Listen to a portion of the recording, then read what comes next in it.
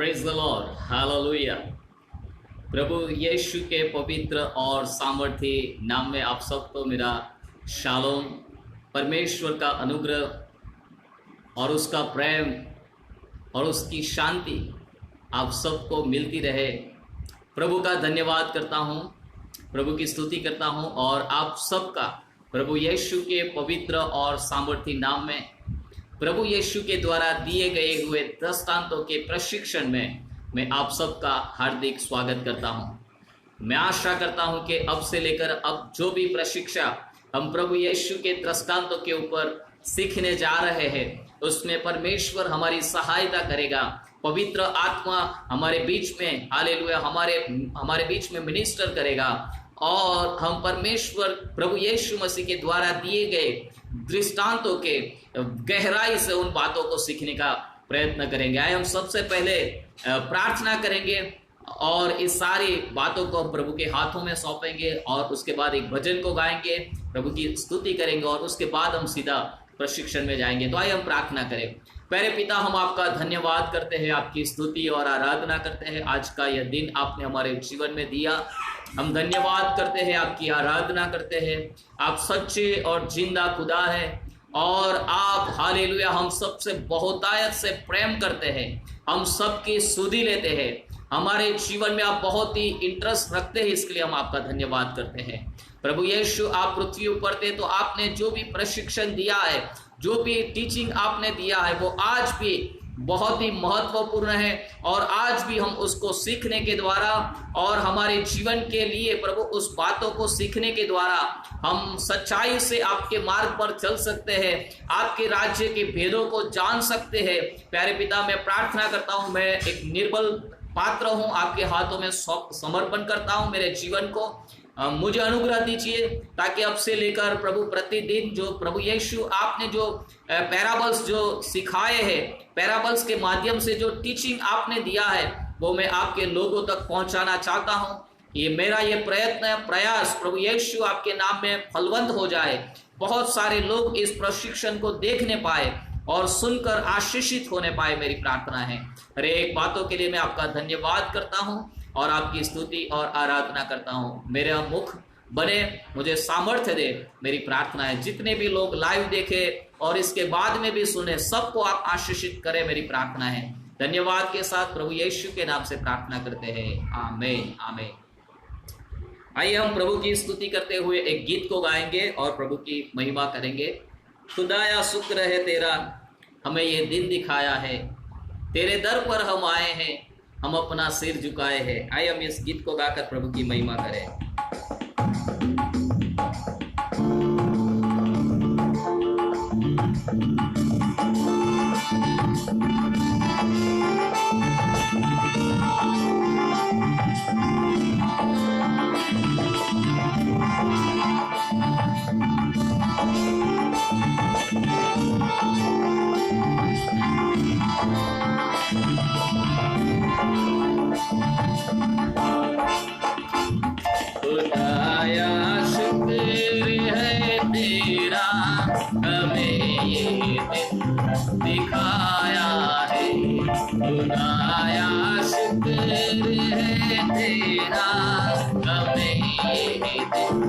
दिखाया है, तेरे दर पर हम आए और अपना सर झुकाया है, तेरे दर पर हम आए और अपना सर झुकाया है। खुदाया शुक्र है तेरा, हमें दिखाया है।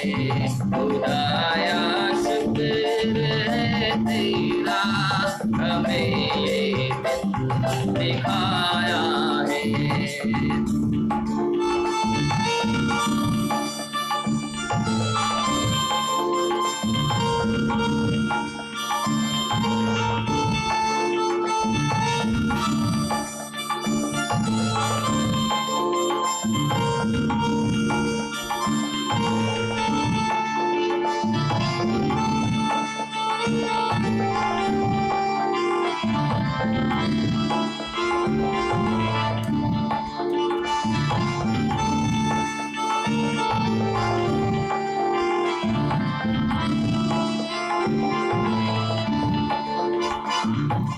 तेरे दर पर हम आए और अपना सर झुकाया है। तेरे दर पर हम आए और अपना सर झुकाया है। खुदाया शुक्र है तेरा, हमें ये दिन दिखाया है।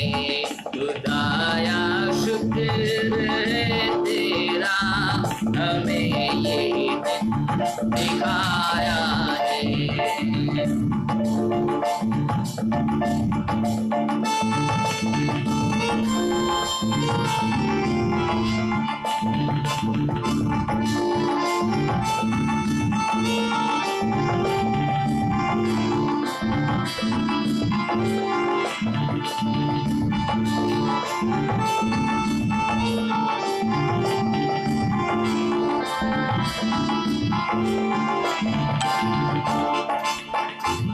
हमारे बाल बच्चों पर सदा नजरे करम रखना।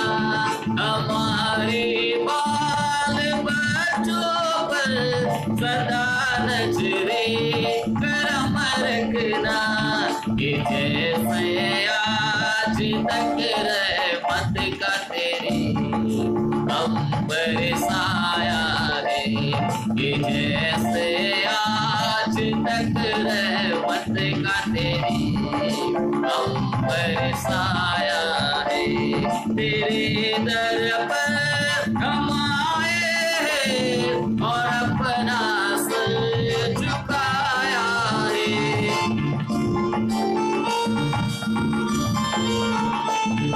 तेरे दर पर हम आए और अपना सर झुकाया है। खुदाया शुक्र है तेरा, हमें ये दिन दिखाया है। शुक्र है तेरा, हमें ये दिन दिखाया है। खुदाया शुक्र है तेरा, हमें ये दिन दिखाया है। खुदाया शुक्र है तेरा, हमें ये दिन दिखाया है। Hallelujah, praise the Lord. हमारा खुदावंत प्रभु यीशु मसीह है जिसने हमें ये दिन दिखाया है। हम उसके नाम की स्तुति और आराधना करते हैं। फिर से एक बार प्रभु यीशु के पवित्र और जलाली नाम में मैं आप सबका इस स्पेशल मीटिंग में वेलकम करता हूं, प्रभु की स्तुति करता हूं। हालेलुया। और मैं आशा करता हूं कि आप परमेश्वर के अनुग्रह से ठीक होंगे, भले चंगे होंगे। हालेलुया। क्योंकि हमारा परमेश्वर वो हमें भला रखने वाला परमेश्वर है। मैं भी प्रभु का धन्यवाद करता हूँ। मुझे भी कोरोना का इन्फेक्शन हुआ था और पिछले 12-13 दिनों से मैं घर पर होम क्वारंटीन था, लेकिन प्रभु का धन्यवाद क्योंकि उसने मुझे छू लिया है और उसने मुझे चंगा किया है। हालेलुया। प्रभु के नाम की स्तुति करते हैं। Hallelujah.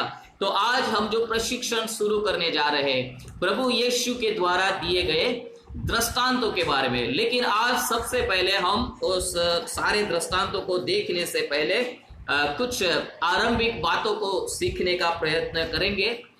We will learn first basic things about the parables. तो प्रभु यीशु मसीह ने अपनी सेवकाई का आरंभ 30 साल की उम्र में किया था और प्रभु यीशु मसीह अपनी सेवा का आरंभ करने से पहले 40 दिन तक उपवास और प्रार्थना करते हैं और उपवास और प्रार्थना के बाद में उनकी परीक्षा शैतान से होती है और उस परीक्षण पर प्रभु यीशु मसीह विजय को प्राप्त करते हैं और उसके पश्चात वो अपनी सेवकाई का आरंभ करते हैं। और 30 साल की उम्र में प्रभु यीशु मसीह ने अपनी सेवा का आरंभ किया था। तो प्रभु यीशु मसीह की सेवा के आरंभ के विषय में मत्ती रचित सुसमाचार और उसके 4 अध्याय 23 पद में इस प्रकार से प्रभु का वचन वहां पर लिखा हुआ है। मैं आपके लिए पढ़ना चाहता हूं। मत्ती रचित सुसमाचार 4 अध्याय 23 पद में लिखा हुआ है, और यीशु सारे गालिल में फिरता हुआ उनकी सभाओं में उपदेश करता और राज्य के सुसमाचार प्रचार करता और लोगों की हर प्रकार की बीमारी और दुर्बलता को दूर करता रहा।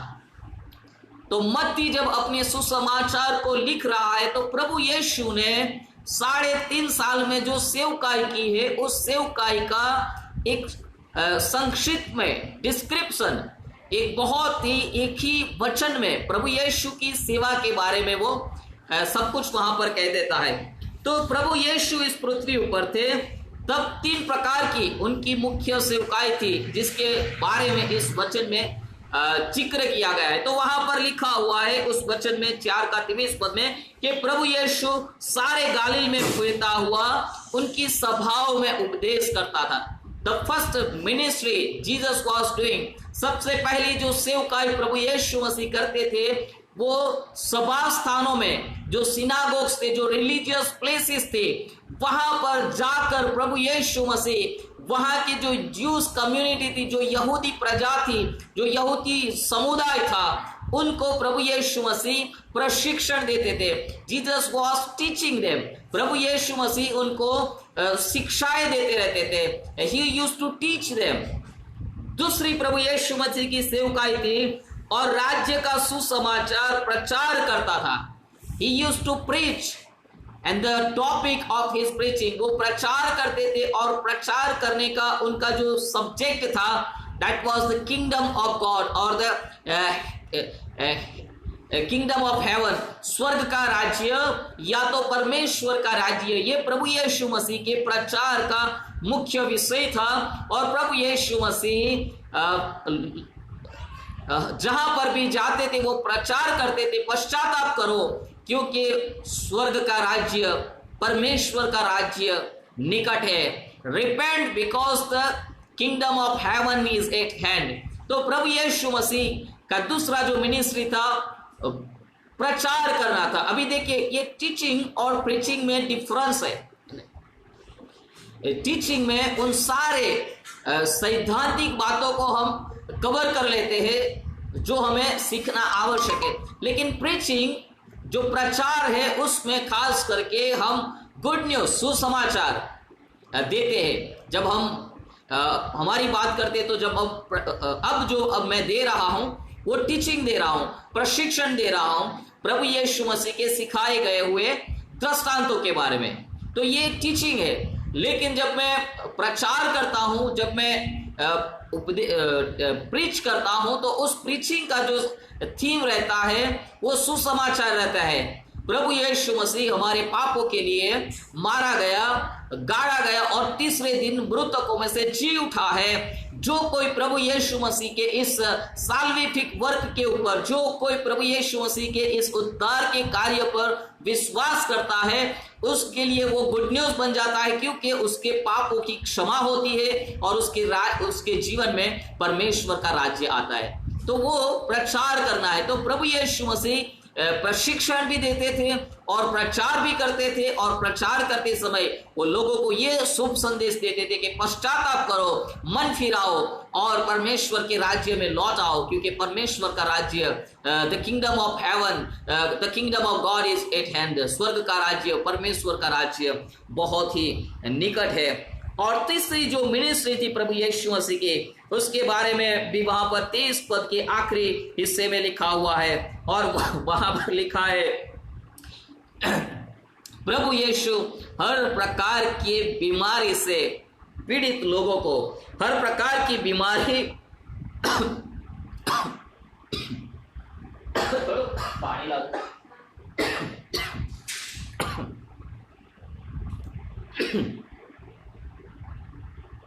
हर प्रकार की बीमारी से पीड़ित और दुर्बलता से लोगों को चंगाई देते, छुटकारा देते थे। प्रभु यीशु मसीह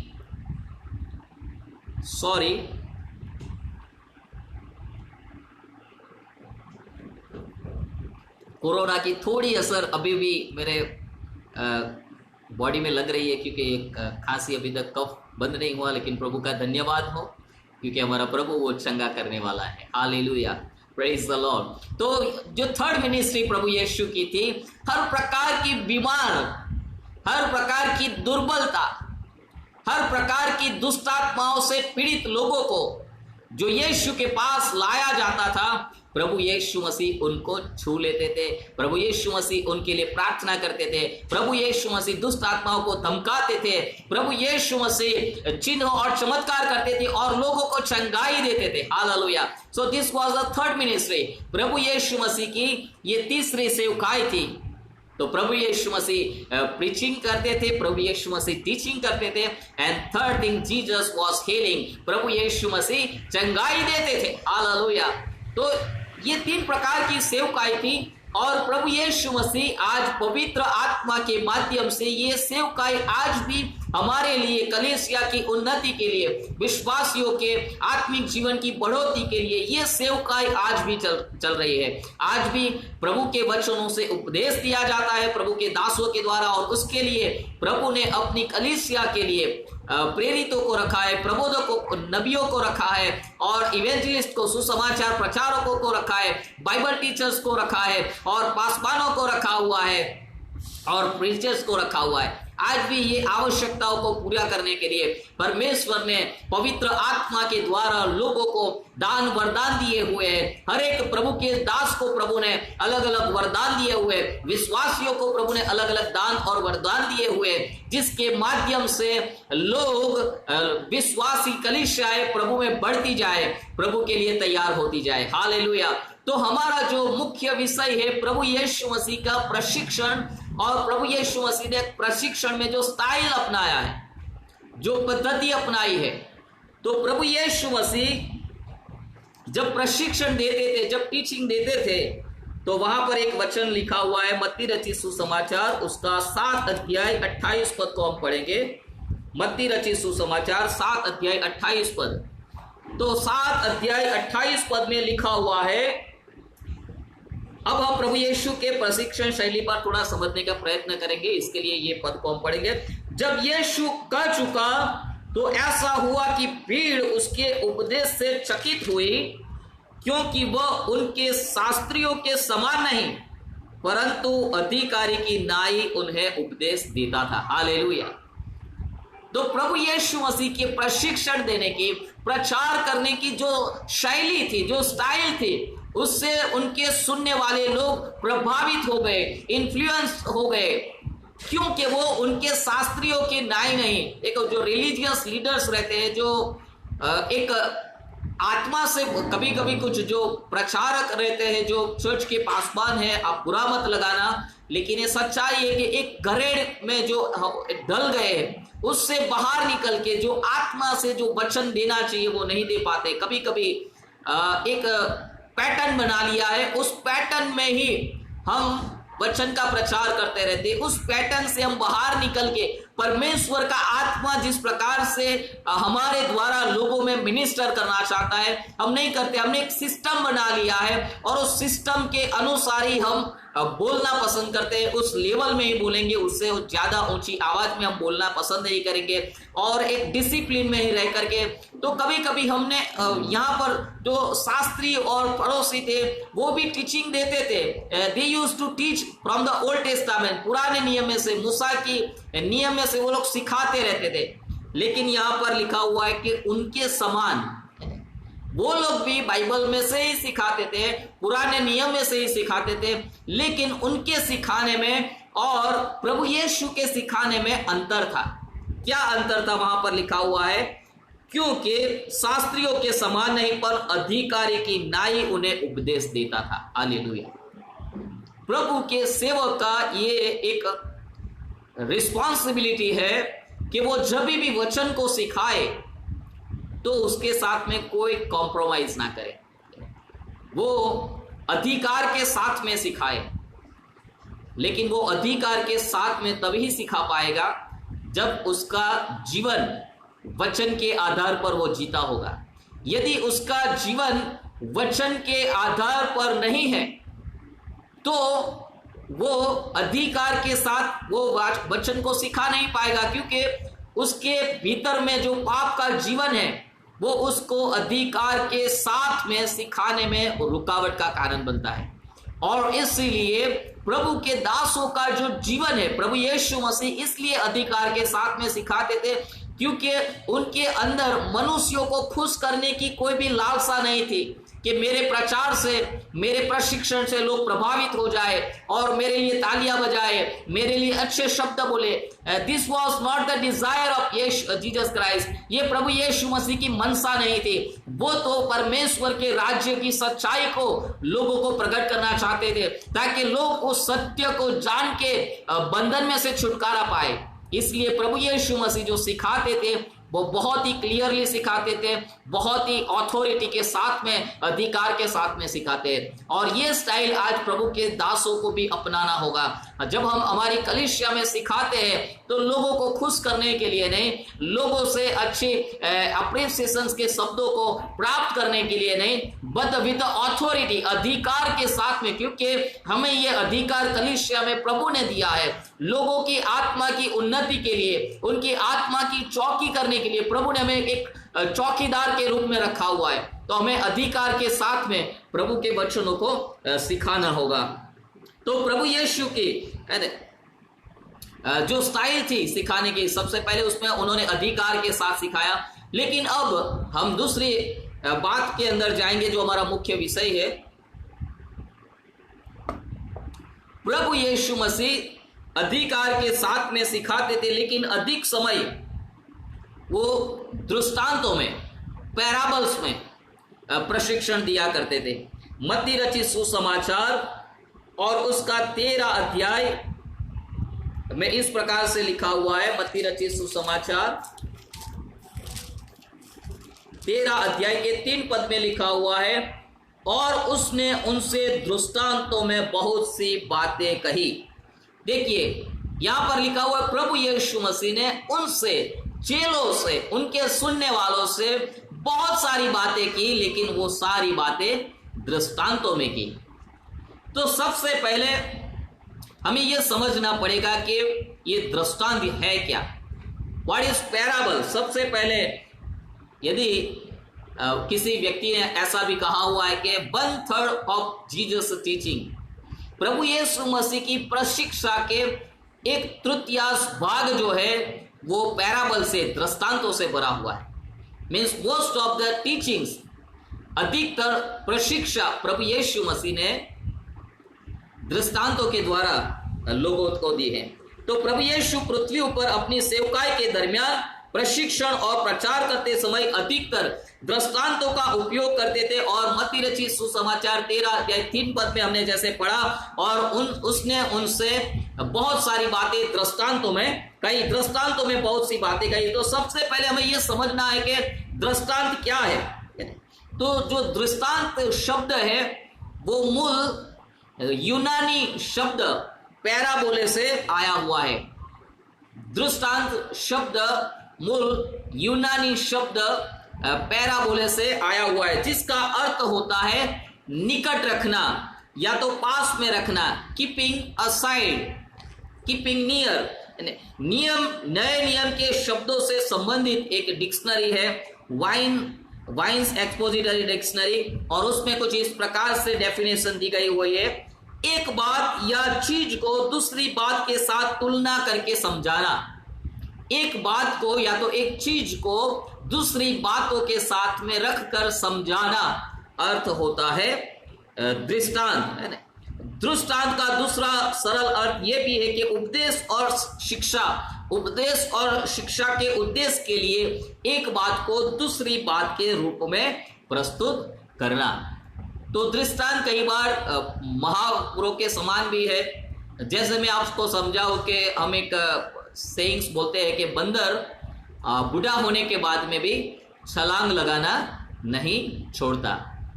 तो यहाँ पर हम बंदर की बात नहीं कर रहे हैं, लेकिन इंसान के स्वभाव की बात करते हैं, क्योंकि उसका स्वभाव ऐसा है कि वो बूढ़ा हो गया, लेकिन उसके जीवन में जो गलत आदत है उसको उसने नहीं छोड़ा।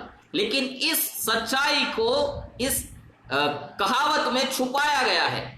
जो ज्ञानी है, जो बुद्धिमानी व्यक्ति है, वो उसे समझ जाता है कि इसका कहने का तात्पर्य क्या है। लेकिन जो नहीं जानता या तो जो इस सेइंग से फैमिलियर नहीं है, वो इस बात को समझ नहीं पाएगा। तो प्रभु यीशु जो अपने जो दृष्टांत कहे, दृष्टांत का सरल होता है कि एक चीज को दूसरी चीज के साथ में तुलना करके दूसरी चीज का अर्थ समझने का या तो दूसरी चीज का अर्थ प्रकट करने का प्रयत्न करना। तो प्रभु यीशु मसीह ने यह किया है। जानी, और दूसरी भी बात हम कह सकते हैं कि जो जानी पहचानी बात को अनजानी बातों के आगे प्रस्तुत करना, ताकि हम अनजानी बात को समझ सके। जानी पहचानी बात को अनजानी बात के आगे प्रस्तुत करना, ताकि अनजानी बात को समझ सके। तो दृष्टांत की एक और सामान्य डेफिनेशन है स्वर्गीय बातों को प्रकट करने वाली पृथ्वी की बातें। तो प्रभु यीशु मसीह ने स्वर्ग की बातों को प्रकट किया पृथ्वी की जो बातें हैं उसके द्वारा। तो ये बातों को हम समझ सकते हैं। तो सबसे पहले यहाँ पर और आगे हम सीखने का प्रयत्न करेंगे कि प्रभु यीशु मसीह ने दृष्टांतों के द्वारा ही क्यों लोगों से बातें की।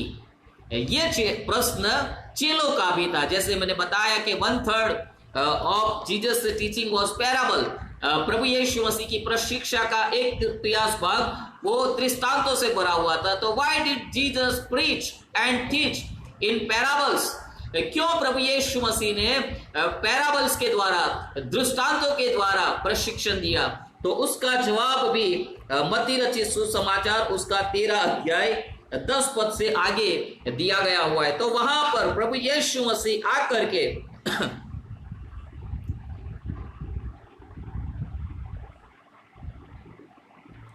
तो वहां पर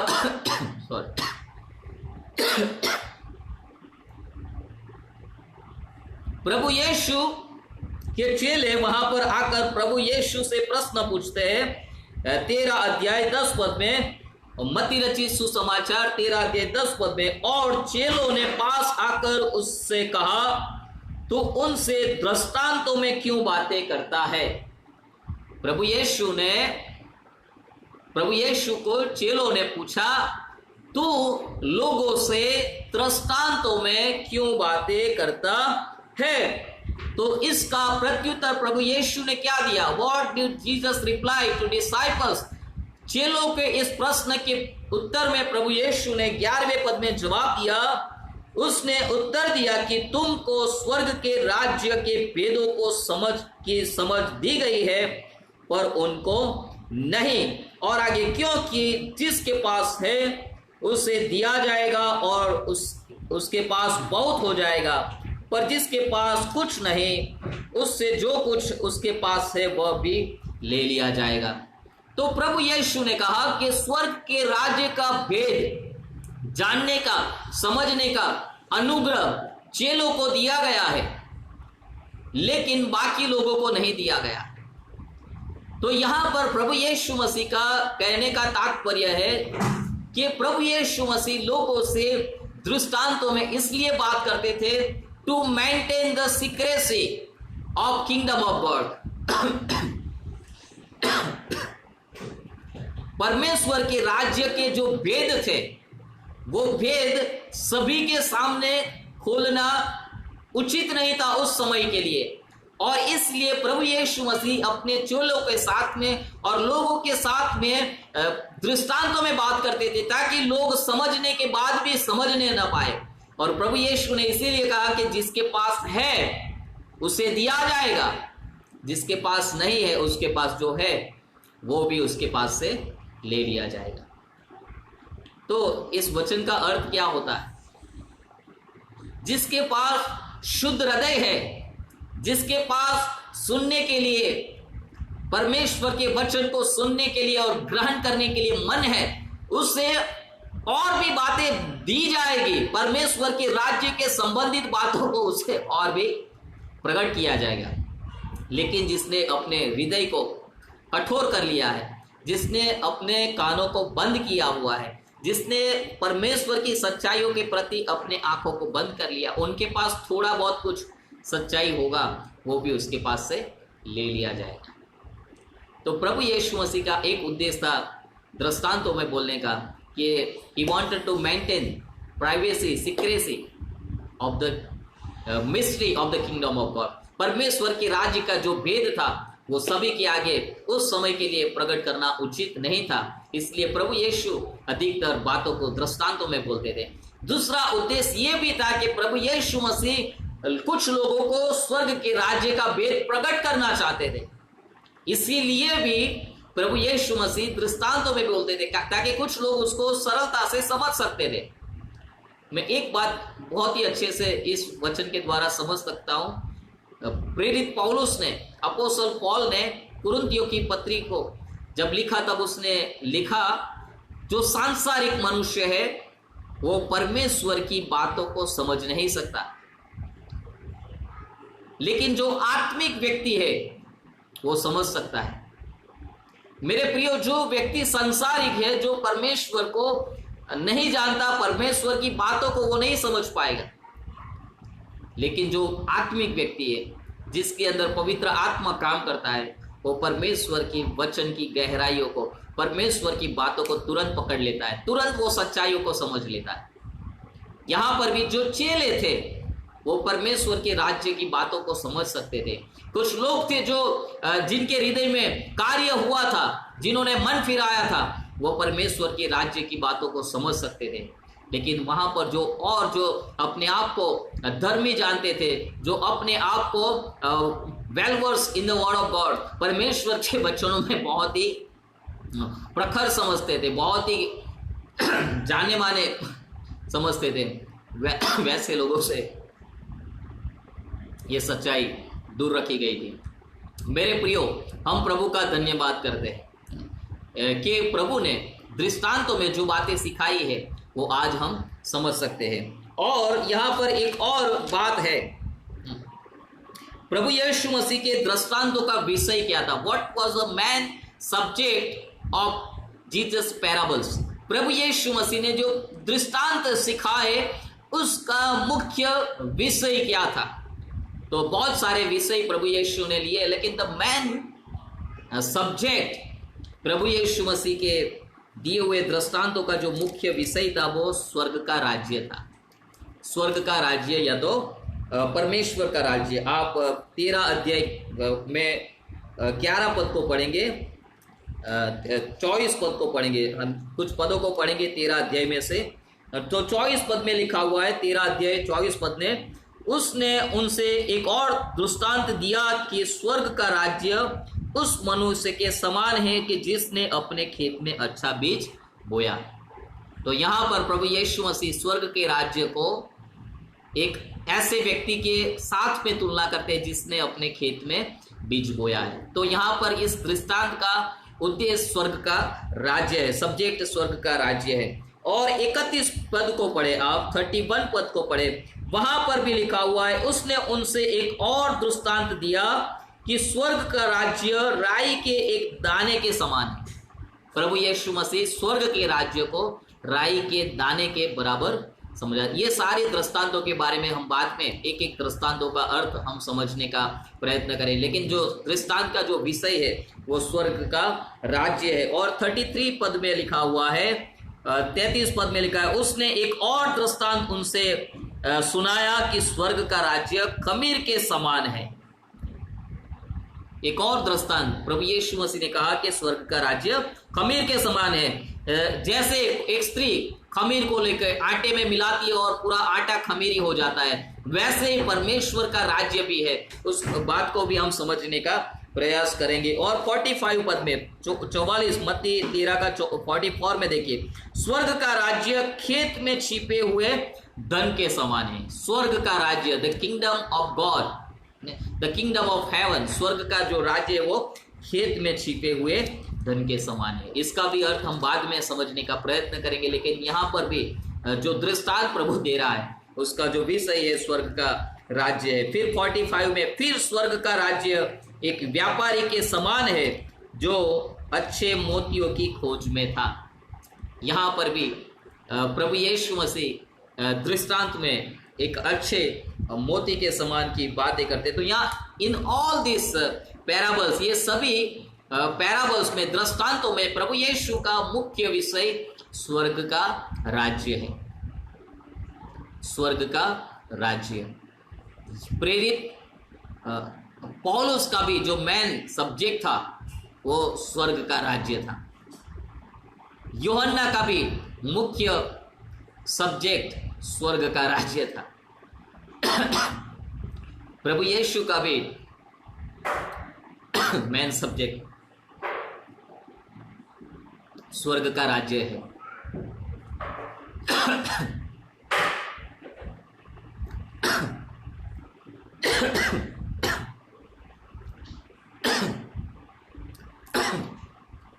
तो